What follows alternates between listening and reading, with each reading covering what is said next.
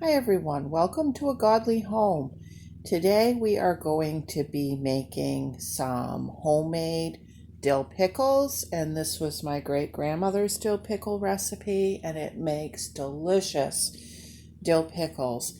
Now, I mentioned to you that I wasn't getting a lot of cucumbers out of my garden, like just enough to eat but not enough to pickle. So there's more than one way to skin a cat. I did not want to miss out on making pickles. So I bought my cucumbers from Misfits Market. I have 10 European cucumbers, and pickling cukes would have been better, but I needed to make this budget friendly. I wasn't anticipating on needing to buy cucumbers at all, and I needed to. So this made it a little cheaper for me. The pickles won't be quite as crispy, but they will still be very good compared to store-bought pickles. So I'm going to start by unwrapping 5 of the cucumbers and getting those washed. Okay, I'm back. They've been washed. Any little scarring or anything like this on the skin, I'm just going to take it with a carrot peeler, because I just don't like to have any little imperfection when I'm pickling.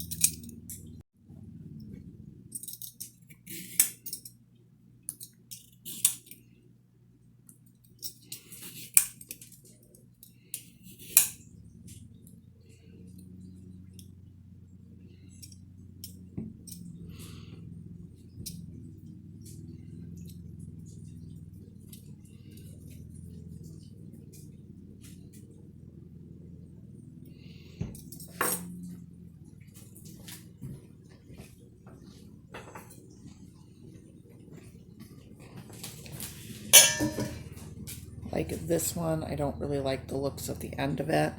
I'm gonna just cut that off. Sloopy will eat it, it won't go to waste. I'll go through and get rid of any imperfections. Okay guys, sometimes people use pickle crisp when they make pickles to keep them crispy. Sometimes they use alum. I really don't like to use any of that. You can either fill these with cold water and put them in the refrigerator overnight, but I don't have time for that today. So I'm going to put some ice water in here and just let them set for several hours.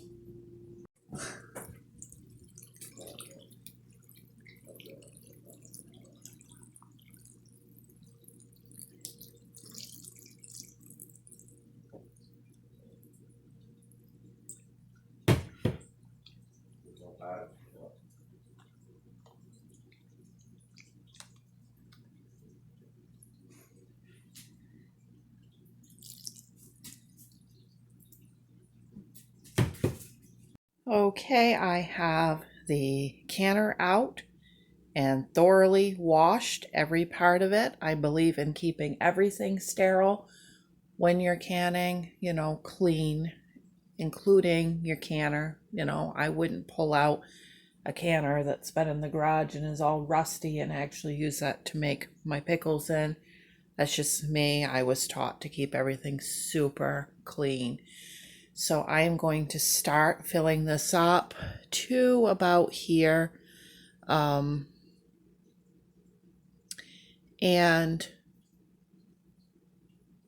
get it boiling, and I will fill it using a Kool-Aid pitcher. That's the easiest for me.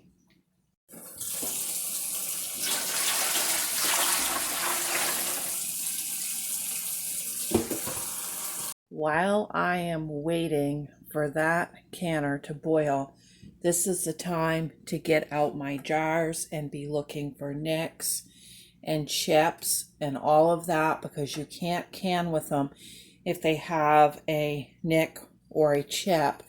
And I have some old jars, some that were like Corey's grandmother's, some that I have purchased through our years of marriage, some that I have saved from spaghetti sauce and things like that. There's just all different brands. This is Golden Harvest, this is Kerr Ball, all different ones.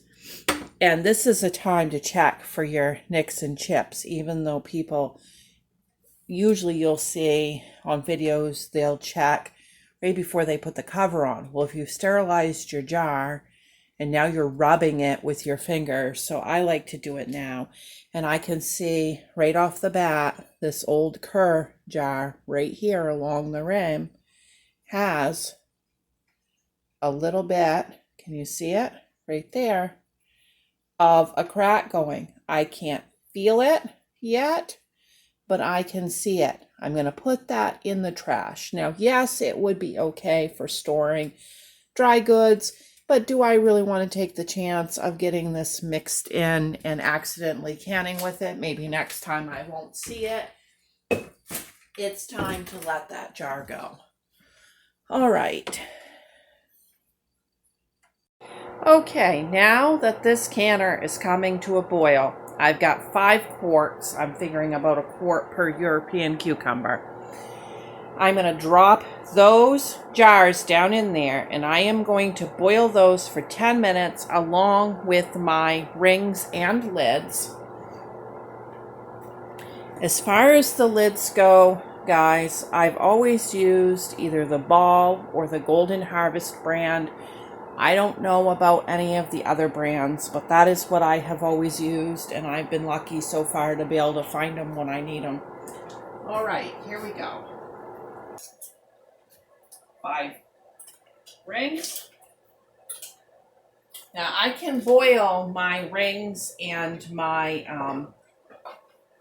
lids in my canner because I have cleaned my canner out really, really well. Now, while those are going ahead and boiling the 10 minutes, I am going to take 4 cups of vinegar with 1 cup of pure salt and 3 quarts of water and bring them to a boil. This is what they're talking about for pure salt is a kosher salt or a canning salt, a salt basically that doesn't have iodine. Okay, it's been the 10 minutes. I'm going to take the jars out. I'll dip my canning funnel too to make sure it's sterile. And I've got my brine boiling on the back burner there.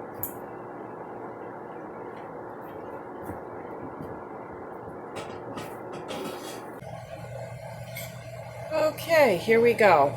I've got a clove of garlic peeled, putting 1 in each of the jars.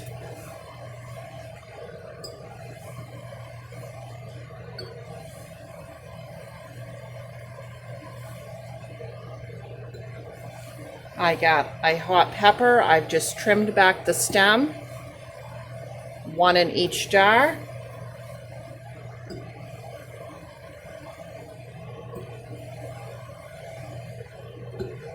Now, I don't have heads of dill.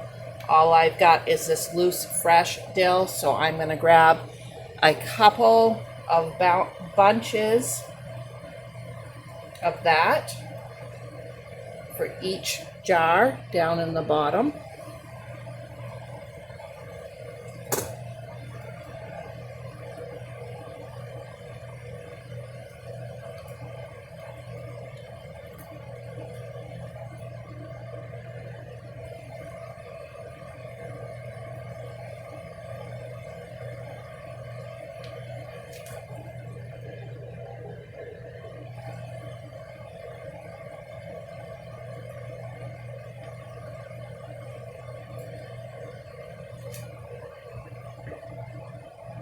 Okay.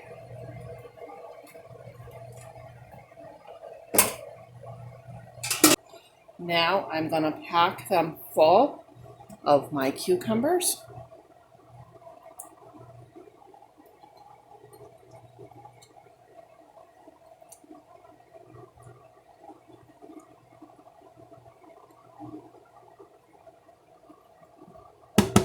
Just as tight as I can get them.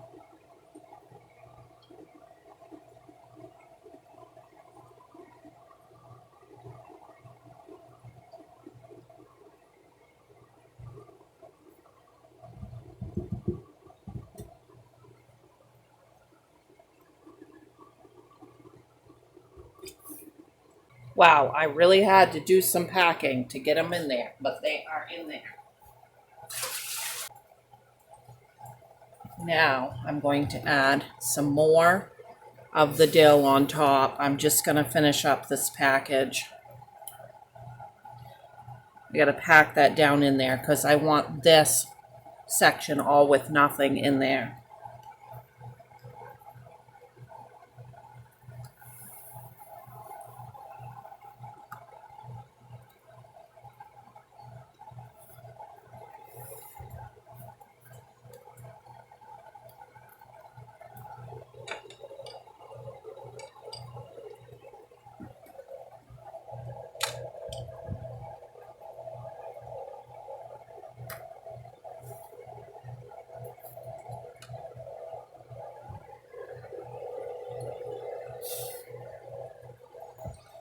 Okay, now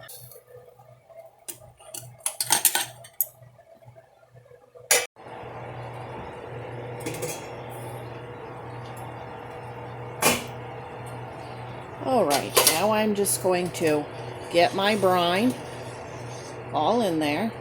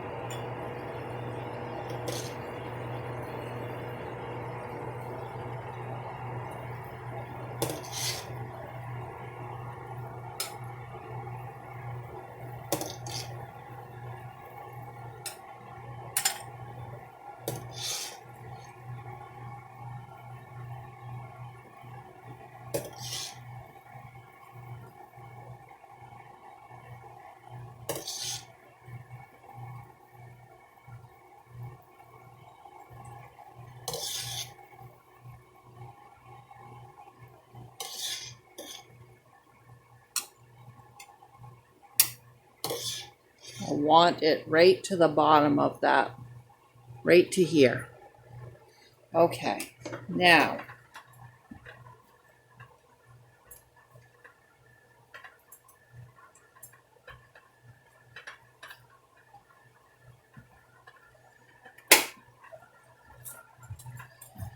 now. I am going to wipe the rim, make sure that there's nothing there to hold it.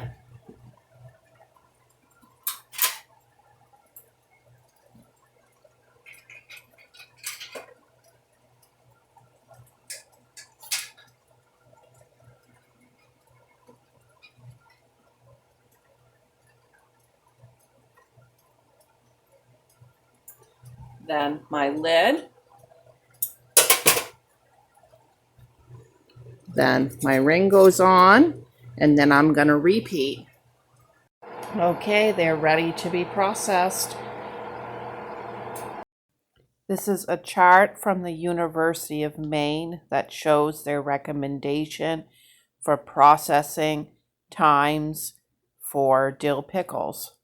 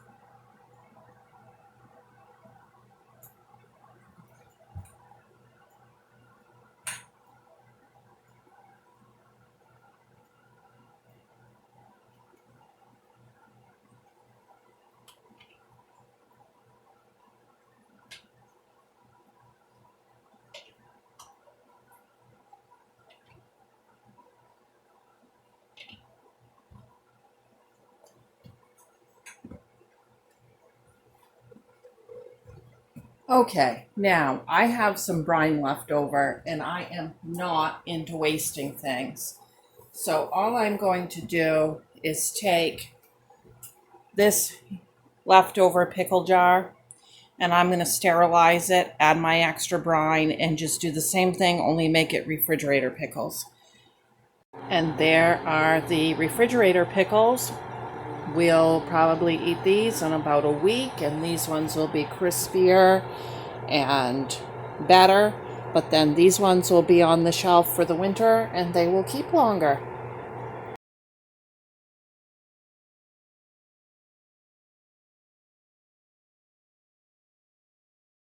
Thanks for watching. Don't forget to like and subscribe.